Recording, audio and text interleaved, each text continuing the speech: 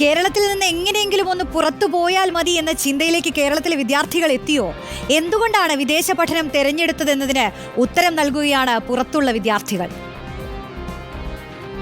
എന്തുകൊണ്ട് വിദേശ പഠനം ചൂസ് ചെയ്തു എന്ന് ചോദിച്ചാൽ, എനിക്ക് ഡിഗ്രിക്ക് പഠിക്കുമ്പോഴേ പുറത്തു വന്ന് പഠിക്കാൻ ആഗ്രഹമുണ്ടായിരുന്നു. അപ്പോൾ അതിൻ്റെ കൂടെ തന്നെ ഫ്രീ ആയിട്ട് യൂറോപ്പിൽ പഠിക്കേണ്ട ഓപ്ഷനാണ് നോക്കിയത്.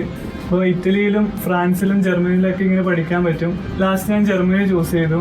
ഇവിടെ ആകുമ്പോൾ ട്യൂഷൻ ഫീസ് ഇല്ല. നമ്മുടെ ഇവിടുത്തെ ചിലവിന് 2 ദിവസം 3 ദിവസമൊക്കെ പാർട്ട് ടൈം ജോബ് ചെയ്താൽ മതി.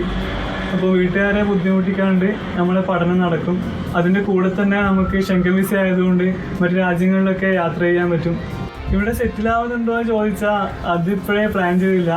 കോഴ്സ് കഴിഞ്ഞിട്ട് ചിലപ്പോൾ നാട്ടിലേക്ക് വരും, അല്ലെങ്കിൽ ഇവിടെ ഒരു 4-5 വർഷം ജോബ് ചെയ്തിട്ടാണെങ്കിലും നാട്ടിലേക്ക് വരും. ഞാൻ ഇന്ത്യയിൽ പഠിക്കാത്ത റീസൺ കുറച്ചുണ്ട്. Mainly because the gaps between the Indian education system and the Australian education system. ഇപ്പോൾ ഇതിനെക്കുറിച്ച് പറയുകയാണെങ്കിൽ Australian education system keeps updating itself every year with various advancements, various softwares. ഒരു പ്രാക്ടിക്കാലിറ്റി സ്കിൽസൊക്കെ നമുക്ക് പെട്ടെന്ന് ഡെവലപ്പ് ചെയ്യാൻ പറ്റും. പക്ഷേ ഇന്ത്യയിൽ അങ്ങനെയാണെങ്കിൽ it will take time for them to involve all this into the syllabus. അങ്ങനത്തെ കുറച്ച് പ്രശ്നങ്ങളുള്ളതുകൊണ്ടാണ് ഞാൻ ഓസ്ട്രേലിയ പ്രിഫർ ചെയ്യുന്നത്.